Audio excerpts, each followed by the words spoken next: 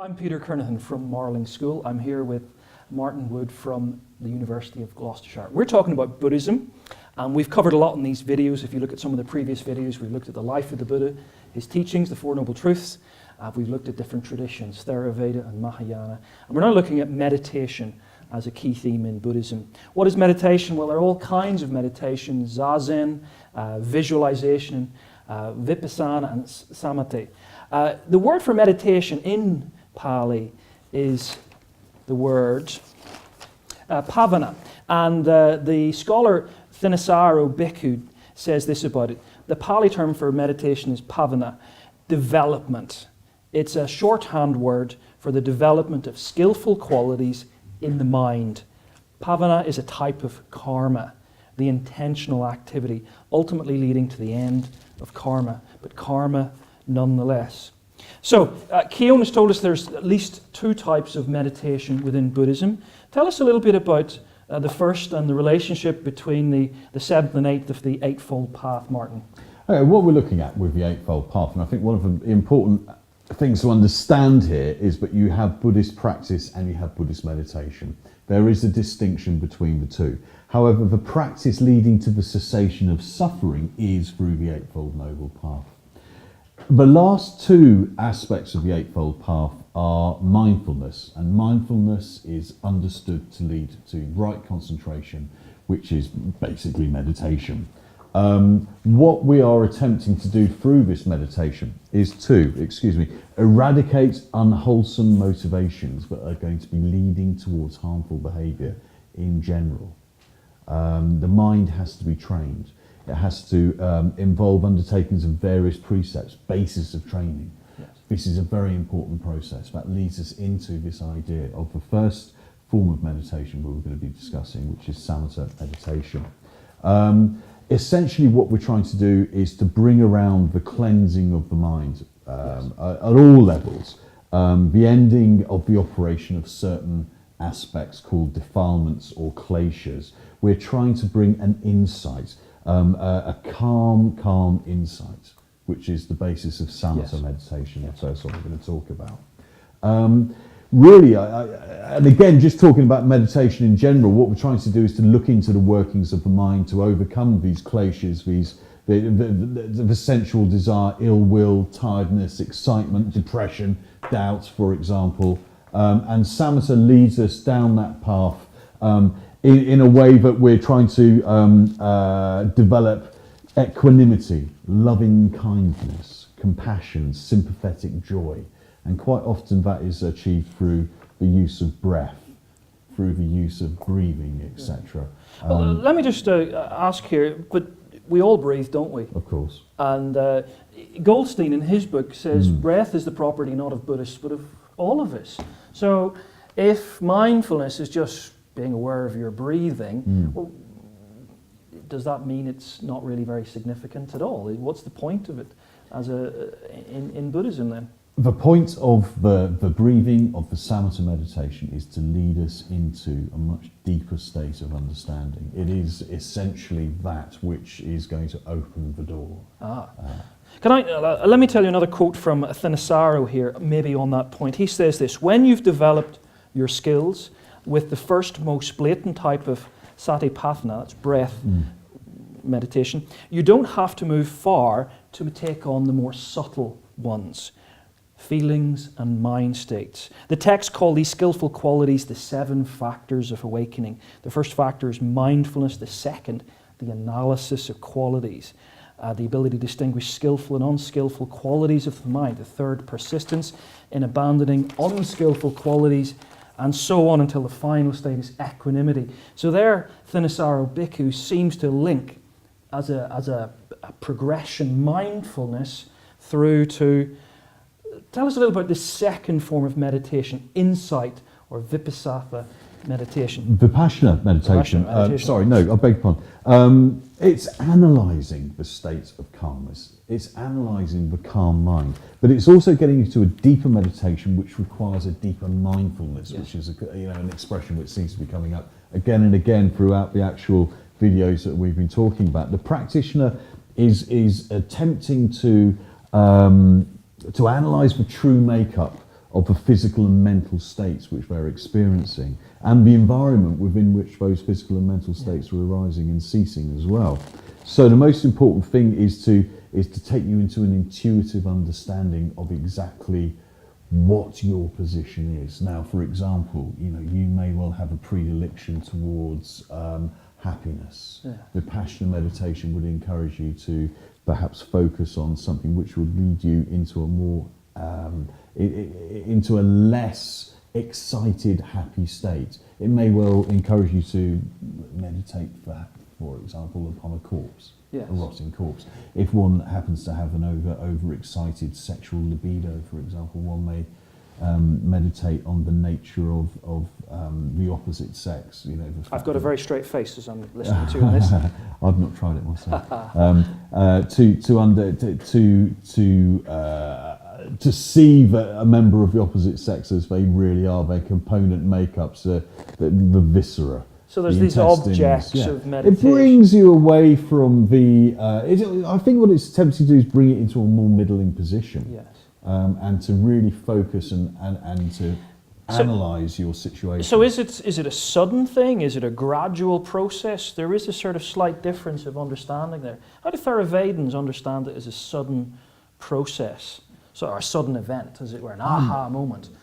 I would, I'm personally unaware that was part of the actual Theravadan understanding. I was understood that it was actually much more of a gradual process in the Theravadan tradition. Yes. I may well be wrong, that's my understanding of it. However, I also understand that in the more Mahayana traditions, this possibility of immediacy is much, much more something which is understood.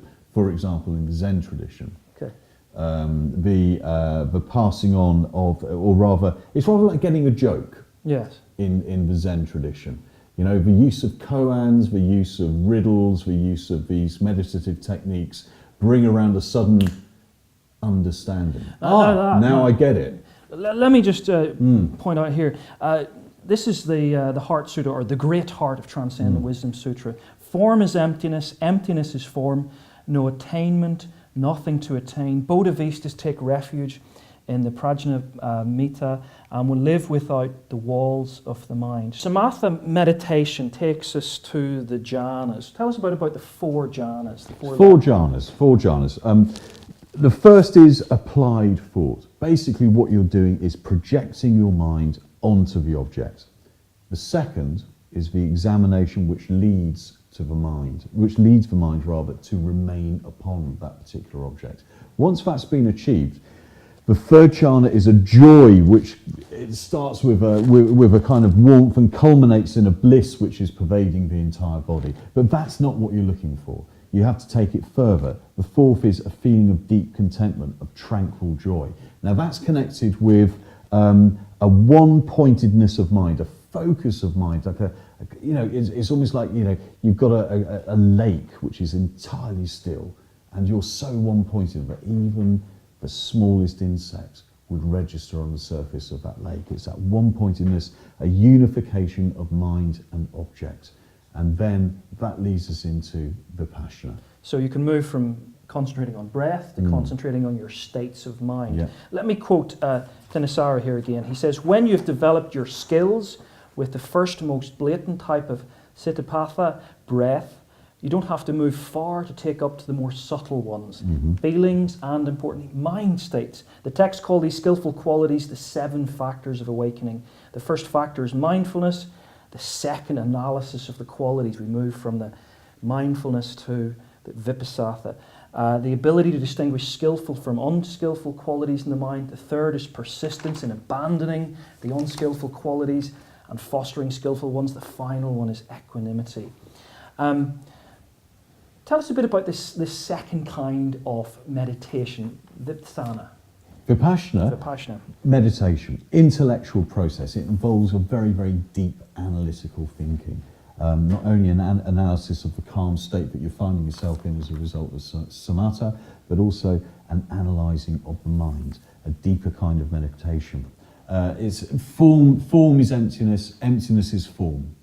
So we're moving now from perhaps Theravada to, here we've quoted the Heart of Wisdom Sutra. And so the thing you learn when you meditate is that everything's empty. Everything's Emptiness. Emptiness. Sunyata. Sunyata. And this is going to lead, the understanding of that will lead to wisdom, which inevitably is going to lead to a much more clear, ethical pursuit. And, you know, the way that can go through, this is going to take you into an intuitiveness, or an action which is almost instantaneous, as I understand it. Yes. Does that make sense? Yes, Goldstein says a healthy self and an empty self are not contradictory.